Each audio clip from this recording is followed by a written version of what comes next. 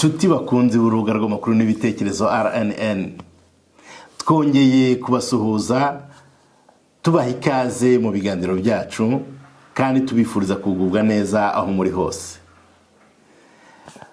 Tuboneyeho kubifuriza ibihe byiza bisoza umwaka, nkuko twabifurije Noheli, turabifuriza n'ubunane, ndetse tukabifuriza no kuzatangira umwaka utaha wa 2022 muguwe neza mu mudendezo, mu mahoro n'umutekano. Bakunzi b'urubuga rw'amakuru n'ibitekerezo RNN, twasanze ari ngombwa ko tuganira uyu munsi ku bihe bikomeye byaranze uyu mwaka wa 2021 muri diaspora nyarwanda mu Bubiligi, kugira ngo uko twagiye duhana umuganda, uko twagiye duterana inkunga mu bikorwa byinshi twagiye dukora, bidufashe kubyibuka kugira ngo turusheho gukora gahunda z'umwaka utaha. Ibyo biraduha gukomeza icyerekezo cyo kubaka iterambere rirambye ry'igihugu cyacu, bikaduha kurushaho guhinga imbuto y'ubumwe n'ubwiyunge mu Banyarwanda. Nubwo icyorezo cya coronavirus cyakomeje kutuzahaza, ariko turashima uburyo n'ubwitange mwakomeje kugira ngo tuhangane nacyo kandi tuzagitsinde burundu. Tutabatindiye rero, reka dutangire twibukiranye bimwe mu bikorwa byaranze uyu mwaka wa 2021. Nk'uko mubyibuka, umwaka ushize wa 2020 hari, ndetse ndakeka ari na mbere yaho gato, hari komisiyo y'Ababiligi yashyizweho yo kwiga ku kibazo n'imyitwarire y'abakoloni b'Ababiligi muri Afurika yo hagati, mu bihugu bakolonije u Rwanda, u Burundi ndetse na Kongo. Muri uyu mwaka wa 2021 iyo komisiyo yasoje imirimo yayo ndetse itanga na raporo. Ni raporo ndende mushobora kubona mwifashishije ikoranabuhanga cyangwa se mugeze ku ngoro ndangamurage cyangwa ndangamateka y'Ababiligi yashyiriweho Afurika yo hagati, iri ahitwa Tervuren.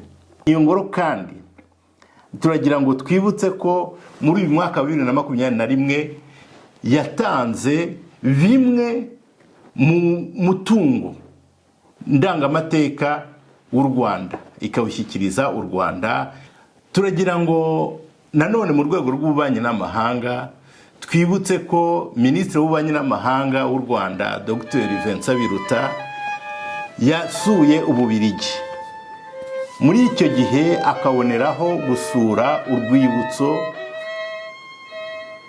rwashyiriweho kwibuka jenoside yakorewe Abatutsi mu Rwanda mu mujyi wa Mons mu Bubiligi. Icyo gihe abanyarwanda babyitabiriye ari benshi. Minisitiri Vincent Biruta aboneraho kugeza ijambo ku bari bitabiriye uwo muhango, ndetse n'abayobozi b'Ababiligi cyane cyane bo mu mujyi wa Mons nabo bageza ijambo ku banyarwanda ndetse no ku gihugu cy'u Rwanda n'ubutumwa bugenewe kwibuka no kurwanya abapfobya jenoside. En 1994, ce qui s'est passé au Rwanda, c'est un génocide contre un groupe particulier. C'est le génocide contre les Tutsis. Mais il y a d'autres victimes que nous tenons aussi à commémorer et à qui nous rendons hommage, comprennent les 10 militaires belges qui ont été tués en faisant leur devoir, qui était de protéger la première ministre de l'époque, qui avait pris une position claire contre le génocide, contre le plan génocidaire. Nous commémorons aussi d'autres victimes, rwandais et autres, qui ont été tués, certains parce qu'ils étaient des politiciens qui s'étaient opposés au plan génocidaire, et ils ont été tués pour ça. Il y a d'autres Rwandais des citoyens ordinaires qui ont été tués parce qu'ils avaient essayé de cacher les Tutsis qui étaient ciblés par le génocide.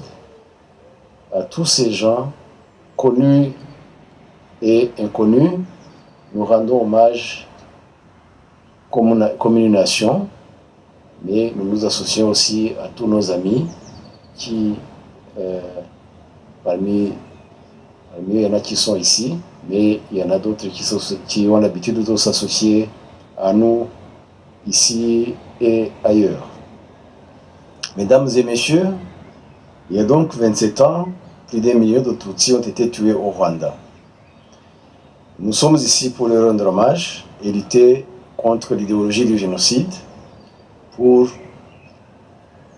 lutter pour que cette idéologie ne trouve aucun ancrage ici ou ailleurs à travers le monde. Vous le savez, les négationnistes et les révisionnistes tentent toujours de nier ce génocide, arguant qu'il y a d'autres personnes, y compris des étrangers, qui ont été tués au Rwanda en 1994. Mais je viens juste d'expliquer les circonstances et nous honorons tous ces gens que j'ai cités, sans exception. Mais il faut que ce soit bien clair, le génocide, la cible du génocide était bien les Tutsis. Donc les Tutsis de toutes catégories, bébés, enfants, adultes et vieillards, ont été pourchassés et tués du seul fait qu'ils étaient Tutsis. Ce génocide a été organisé et exécuté par le gouvernement en impliquant une grande partie de la population. Et ceci a été rendu possible par une préparation de plusieurs décennies, depuis 1960, où des gouvernements qui se sont succédés ont enseigné la haine entre les différents groupes du peuple rwandais et ont pratiqué des politiques ségrégationnistes. Avant que les 10 militaires belges ne soient tués, il y avait eu une propagande négative qui faisait croire à l'opinion que les Belges, que ces militaires belges avaient des sympathies envers le FPR et envers les Tutsis qui étaient visés par le génocide. C'est ainsi que ils ont été éliminés au premier jour du génocide. Il y avait un plan, il y avait la propagande qui avait été initiée par le gouvernement d'alors en préparation du génocide. Donc ce n'était pas un accident. C'était pas un accident, un génocide se prépare, un génocide s'enseigne, et même les Belges qui n'étaient pas des Tutsis avaient été ciblés d'une certaine façon à travers la propagande qui a précédé le crime. Et je dois aussi rappeler que quand l'avion du président Habyarimana a été abattu, il y a eu aussi une certaine désinformation qui a circulé comme quoi les militaires belges qui étaient au Rwanda à cette époque avaient eu un rôle là-dedans. Mais les enquêtes qui se sont succédées après le génocide sur l'accident de cet avion n'ont jamais incriminé les Belges, n'ont jamais incriminé les militaires belges. Même au moment de la désinformation liée, vous le savez, à l'instruction du juge Bruguière, les militaires belges n'ont pas été cités. Mais la propagande du gouvernement d'alors a voulu quand même associer les Belges aux Tutsis qui étaient visés et au FPR qui luttait pour stopper le génocide et qui y est parvenu après quand même que le génocide avait coûté la vie à plus d'1 million de Tutsis. Pour corriger ces erreurs du passé, le gouvernement du Rwanda, le Front patriotique rwandais, après avoir arrêté le génocide, a mis en place un système de gouvernement inclusif qui prône la justice et la réconciliation du peuple rwandais. Chers compatriotes, chers rescapés, chers amis du Rwanda, mesdames et messieurs, la ville de Mons nous fait aujourd'hui honneur et ça me fait un plaisir particulier d'avoir été ici à ce jour et d'avoir pu m'associer à cette cérémonie aujourd'hui. Ça veut dire que les rescapés du génocide du Rwanda, qui vivent en Belgique, qui vivent au Rwanda, nous avons notre place ici dans la ville de Mons, à travers cette stèle. Et cette cérémonie ne sera jamais oubliée. Pour conclure, je voudrais encore une fois remercier les autorités de la ville de Mons, donc, qui ont pris l'initiative d'ériger cette stèle au sein de cette ville, en mémoire des victimes du génocide des Tutsis au Rwanda et des 10 militaires belges tués à Kigali le 7 avril 1994. Restons unis et continuons cette lutte inlassable contre le révisionnisme et le négationnisme du génocide perpétré contre les Tutsis. Je vous remercie. Comme on dit en Kinyarwanda, twibuke twiyubaka.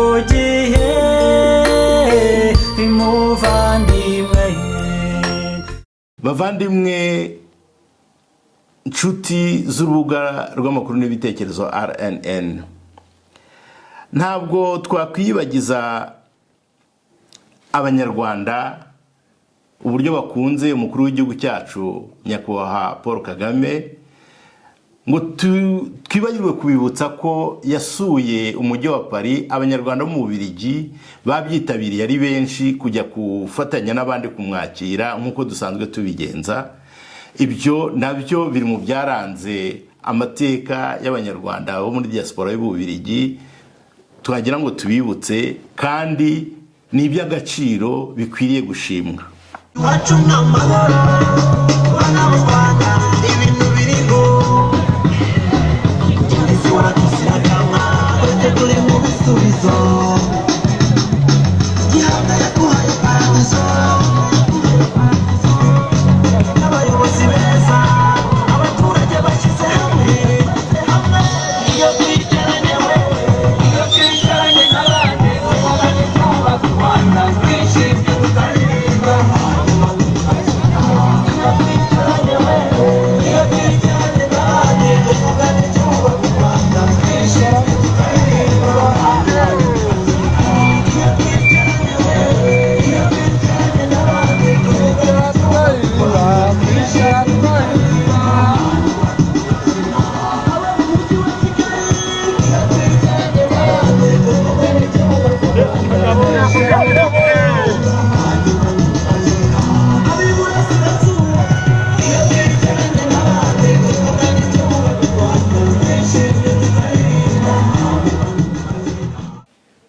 Rwanda habaye urubanza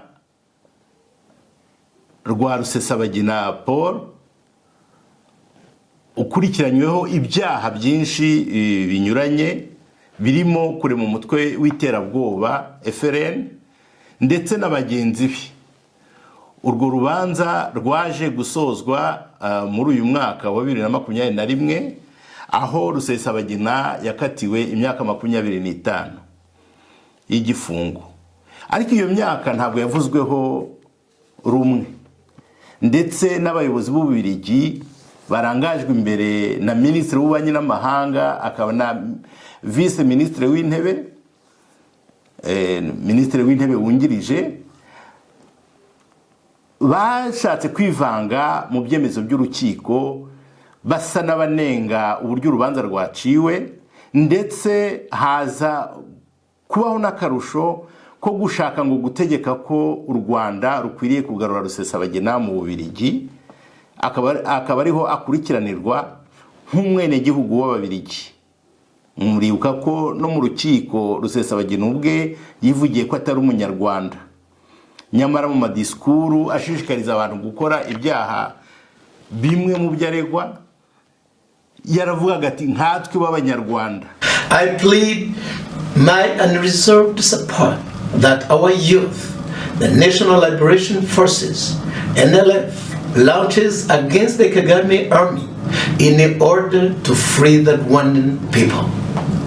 As Rwandans, it is important to understand that this is the only way to bring about change in the whole country. Nshuti bakunze urubuga rw'amakuru n'ibitekerezo RNN, ndagira ngo mbibutse nanone ko muri uyu mwaka wa 2021 Ambasaderi Dieudonné Sebashongore uhagarariye u Rwanda mu Bubiligi, mu muryango w'ubumwe bw'i Burayi ndetse no muri Luxembourg yatanze impapuro zimuhesha uburenganzira bwo guhagararira u Rwanda mu kwezi kwa Gashyantare mu muryango w'ubumwe bw'i Burayi. Muri Werurwe yatanze izo mpapuro nanone zimuhesha uburenganzira bwo guhagararira igihugu cye muri Luxembourg. Ambasaderi Dieudonné Sebashongore Rugambwa yakiriwe kandi n'Abanyarwanda mu busabane bwabereye mu mujyi wa Liège, aho yagejeje ijambo ku Banyarwanda abashimira ibikorwa bituma basabana, bahura bakaganira kuri gahunda zo kubaga igihugu cyabo no kuri gahunda zo kugiteza imbere no kwiteza imbere bo ubwabo. Mu gikorwa cy'imyidagaduro nanone gikunda kuba mu Bubiligi buri ku cyumweru, cyahoze kizwi ku izina rya Marche pour la vie, ubu kikaba cyarahinduye izina cyitwa Marche de la vie, kigamije kwibutsa Abanyarwanda ibyiza byo gukora imyitozo ngororamubiri, kenshi ibafasha kwibagirwa akaga n'ibibazo banyuzemo, ndetse bigatuma barushaho kwegerana no kunga ubumwe, bikabafasha kwiyubaka no kubaka ejo habo hazaza heza. Ambasaderi Dieudonné Sebashongore mu kwezi kwa Nyakanga yitabiriye icyo gikorwa, ageza n'ijambo ku bakitabiriye ashimira abagitegura, ndetse anashishikariza Abanyarwanda benshi kwitabira iyo myitozo ngororamubiri, dore ko ari ifasha benshi kwiyubaka no kurenga ibibaremerera by'ubuzima. Icyo gikorwa nibutse ko abagikora buri cyumweru bagenda ibirometero 20 ku babishoboye, abafite intege nke bakagenda 12. Icyo gihe muri Nyakanga Ambasaderi Dieudonné Sebashongore kubera impamvu z'imirimo yakoze ibirometero 12 mbere yo kugeza ijambo ku Banyarwanda bari kumwe. Nshuti bakunzi b'urubuga rw'amakuru n'ibitekerezo, tukiri kuri nyakubahwa Ambasaderi Dieudonné Sebashongore Rugambwa, turagira ngo twibutse ko nanone mu kwezi kwa Mata uyu mwaka urangiye habaye gahunda yo kwibuka jenoside yakorewe Abatutsi, kwibuka inzirakarengane zayiguyemo no kuzicyubahiro. Ariko kubera impamvu z'icyorezo cya coronavirus ntabwo uwo muhango wabaye muri rusange nk'uko bisanzwe bigenda, ariko nyakubahwa ambasaderi Sebashongore afatanije n'uyoboye umuryango Ibuka rya Mukuru Felicite ndetse n'abantu bakeya bari mu nzego z'ubuyobozi, ku itariki ya 7 Mata bashyize indabyo ku rwibutso rwagenewe jenoside yakorewe Abatutsi hano mu Bubiligi. Mu rwego rwo kwibuka kandi hano mu Bubiligi habaye gahunda yo kwibuka ikozwe n'abana barihuye mu ishyirahamwe ryitwa Amasaro. Bagaragaza kwibuka bashingiye ku bisigo ugenekereje hano byitwa biba mu cyo bita slam. Ariko abo bana kubera basizwe iheruheru na jenoside yakorewe Abatutsi, bagaragaza uburyo kubaho batagira abasekuru, badafite ababyeyi, badafite abo bisunga, bibababaje ndetse bikabaviramo gutanga amasomo yo kurwanya ingengabitekerezo ya jenoside, ndetse bakagira inama bagenzi babo uburyo bagerageza gukomera muri bo, baniyubaka, bagerageza gutera imbere kugira ngo ntibabe imbata z'amateka. Ibyo ishyirahamwe Amasaro ubundi risanzwe ryigisha abana umuco n'ikinyarwanda ryabifashijwemo n'irindi shyirahamwe ry'Ababiligi ryitwa Tremplin. Je n'ai jamais connu mes grands-parents. Pourtant, j'ai toujours rêvé des grandes réunions de famille. On m'a ôté cette immense chance il y a 27 ans. Une chance que certains ont le luxe d'oublier aujourd'hui. À 5 ans, j'avais des rêves et des souhaits. Je souhaitais les avoir tout près de moi, différentes générations réunies, des grands repas de famille. Je me disais qu'ils habitaient juste très loin, loin de moi, loin de nous, mais qu'un beau jour on se rencontrerait. À 17 ans, j'ai réalisé mon TFE sur le génocide. J'ai pour cela dû lire des livres sur notre histoire. J'ai regardé et entendu des témoignages poignants.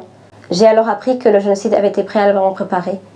J'ai appris également que les écrivains prévoyaient ce qui allait arriver et que tout ce qui se passait, le monde le voyait, mais avait décidé de garder les yeux fermés. Pourquoi le monde a-t-il abandonné le Rwanda?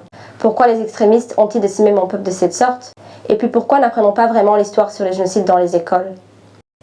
À 20 ans, j'ai décidé de mettre des mots sur ce que je ressentais. La parole tue et la parole soigne.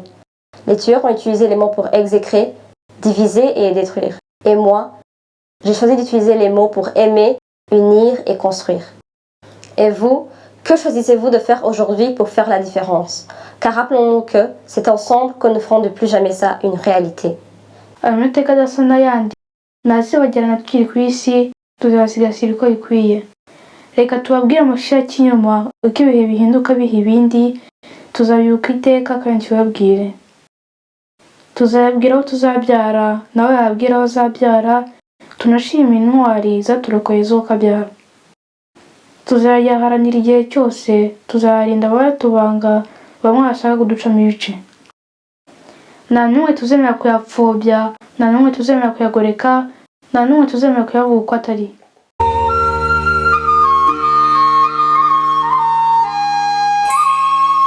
Chez nous, le bien-être de l'environnement fait partie de nos priorités. Oui, je viens de cette terre, la terre des gens qui ont préféré le pardon à la vengeance, l'unité plutôt que la division, la victoire plutôt que la défaite et l'amour plutôt que la haine. Hommage et respect à tous les Imotanis, aussi bien ceux qui étaient en première ligne que par de multiples spectacles ont servi humblement mais substantiellement à la cause. 27 ans plus tard, votre rêve est notre réalité.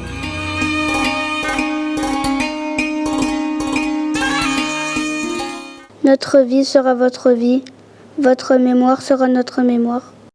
Notre mémoire sera votre espoir, vous serez toujours notre éternelle lumière. Vous serez la lune qui nous éclaire dans les brumes. Vous serez le soleil qui nous réchauffe dans le froid. Nous suivrons toujours vos pas. Vous ne serez jamais oubliés, nous vous le promettrons. Nous n'oublierons jamais, mais avancer reste notre priorité. Nous sommes aujourd'hui le 6e pays d'Afrique le plus développé. Et tout ça en 27 ans. Mais nous pleurons la perte de nos proches encore tous les ans. After all the horrifying things that we've been through, we choose forgiveness over hate. The pain is still in our heart, but hate is not the solution. Our families are healing, but this is just the start of our revolution. These 27 years have been the hardest, but the greatest years our country has ever had. And we'll keep fighting and fighting until it's our time to say goodbye. Plus jamais ça n'est pas qu'un slogan, mais un cri d'espoir et de mémoire.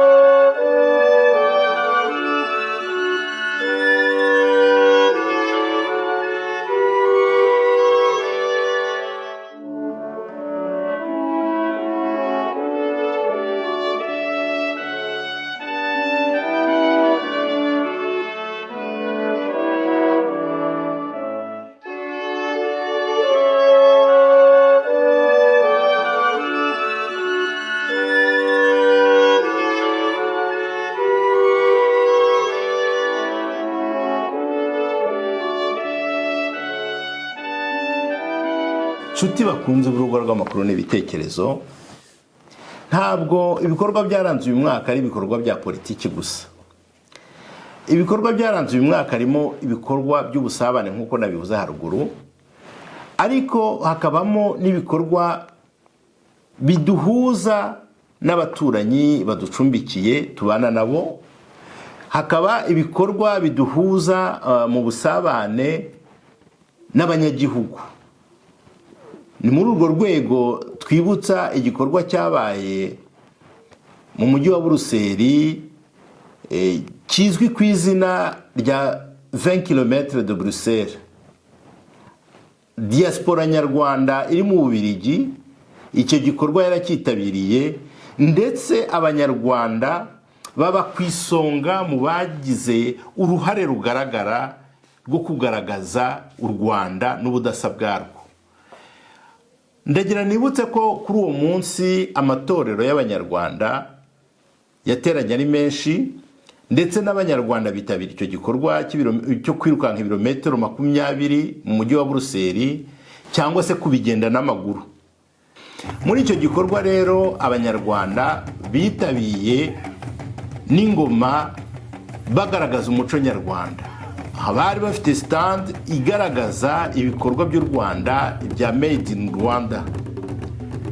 Abari baje muri icyo gikorwa bagize amahirwe yo kwirebera no kunezerezwa n'ibyo abanyarwanda bakoze. Nkibutsa ko diaspora nyarwanda icyo gikorwa yagikoze ifatanije itewe inkunga na kompanyi itwara abantu n'ibintu mu kirere Rwanda Air, ndetse biza kurangira habaye na tombora ku buryo habayemo abantu 4 batomboye amatike ya Rwanda Air abavana mu Bubiligi akabajyana i Kigali ndetse no kugaruka. Muri ibyo bikorwa ngororamubiri, ibikorwa by'ubusabane, tuributsa nanone igikorwa cyabaye mu mujyi wa Namur gisanzwe kizwi ku izina rya Journée Sportive de Namur, gikunda gukorwa no gutegurwa na diaspora nyarwanda iba mu mujyi wa Namur. Aho habamo byinshi, batembera mu bwato bakazamuka kuri stade ya Namur bagakina imikino inyuranye ya kinyarwanda nko kubuguza, bakasakuza, ubundi bagasabana. ndetse n'abayobozi b'umujyi wa Namur baba bakitabiriye ku bwinshi. Nshuti bakunze b'urubuga rw'amakuru n'ibitekerezo, munyemerere nanone mbibutse urugendo ruherutse benshi batamenye babibonye mu binyamakuru rwa nyakubahwa Perezida wa Repubulika Paul Kagame mu Bubiligi ubwo yarakubutse mu nama Istanbul muri Turkiya, inama yahuje abayobozi b'igihugu cya Turkiya n'abayobozi b'ibihugu bya Afurika. Iyo nama ikaba yararangiye Perezida wa Repubulika akaza guhura n'abayobozi b'umuryango w'ubumwe bwa Afurika, abayobozi b'Ububiligi, ndetse nyuma yaho akajya guhura n'abayobozi b'igihugu cy'Ubufaransa. Ni inama ni gahunda itaramenywe na benshi, ariko tugira ngo babwire mu byaranze amateka y'uyu mwaka mu bubanyi n'amahanga bw'igihugu cy'u Rwanda muri diaspora nyarwanda. Ntabwo nakwibagirwa umutekano, kuko mu by'ukuri u Rwanda rwitwaye neza mu rwego mpuzamahanga, aho ingabo z'igihugu cy'u Rwanda na polisi yacyo bakomeje gutabara.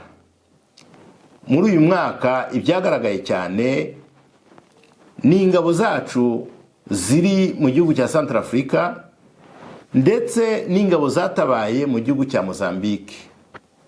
Nkuko nabivuze, abatatwifuriza neza cyangwa bahora badushakaho impamvu, icyo bavugaga, ndavuga mu rwego rwa opposition, ni ukutashima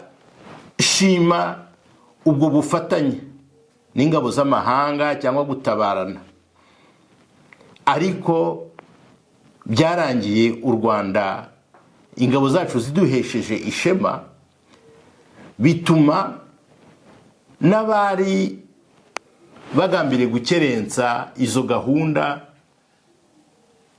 bagabanya urusaku, bagabanya amagambo, bacika intege, kuko byagaragaye ko igikorwa cyakozwe ari igikorwa cy'ingirakamaro, ari igikorwa cy'indashyikirwa, ari igikorwa cy'agaciro.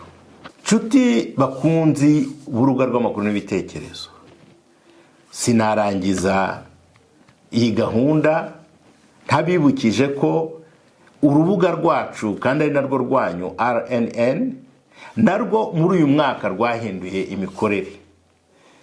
Nk'uko twabibagejejeho mu ijambo dutangira gahunda nshya y'imikorere y'urubuga rwanyu RNN, twarivuguruye dusanga ari byiza ko muri ibi bihe bigoranye, muri ibi bihe abakomeje gukaza umurego mu gusebya isura y'igihugu cyacu, kugiharabika no guhagarabika ubuyobozi bwacyo, twafata ingamba nshya zo kujya tugeza ku banyarwanda amakuru ahamye, acukumbuye kandi anonosoye, agaragaza ibyiza igihugu cyacu cyagezeho, agaragaza isura nziza yacyo, ndetse agaragaza n'ibinyoma n'uburimanganyi bw'abashaka guharabika isura y'igihugu no gufata abanyarwanda bagenzi babo ingwate, babaragiza amateka agoretse,